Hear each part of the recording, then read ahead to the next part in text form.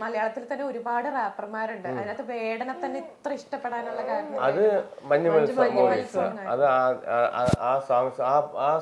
ആ പടം വീട്ടിലും കുറെ പ്രാവശ്യം കാണും.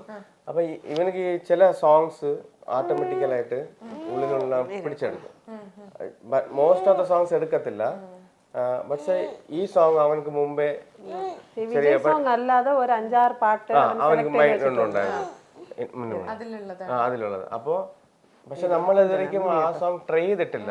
ബട്ട് അവൻ റിയാക്ട് ചെയ്യുന്നറിയാം. പക്ഷെ ഇവന്റെ ഫുൾഫിൽ നമ്മള് വിജയുടെ കോൺസെൻട്രേഷനിലാണ് പോയിക്കൊണ്ടേയിരുന്നത്. അപ്പൊ ഈ മലയാളത്തില് ഇങ്ങനൊരു പുള്ളി ഉണ്ടെന്നറിയാം, പക്ഷെ ഇത്രേ ഫേമസ് എന്ന് അറിയില്ല. പിന്നെ ഈ സ്റ്റേജ് ഷോ ഒക്കെ നമ്മള് ഇങ്ങനെ പരസ്യത്തിൽ കാണുമ്പോ പിന്നെയാണ് അവന് കൊറിയോഗ്രാഫി ചെയ്തത് ഈ ഒരു പാട്ട്.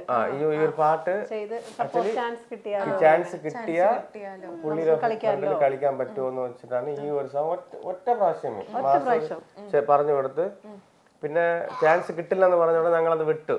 ശരി, ജസ്റ്റ് മീറ്റ് ചെയ്തിട്ട് വരാന്ന് പറഞ്ഞിട്ട് അങ്ങനെ ഒരു ഭാഗ്യം കിട്ടുക. അങ്ങനെ സ്റ്റേജ് പെർഫോമൻസ് അതിനു മുമ്പ് അവരെ കുറിച്ച് അറിയില്ല, ഓപ്പണായിട്ട് പറയാം. നമ്മള് സിനിമയില് അത്രയ്ക്കും നമ്മൾ ഇൻവോൾവ്മെന്റ് ഇല്ല.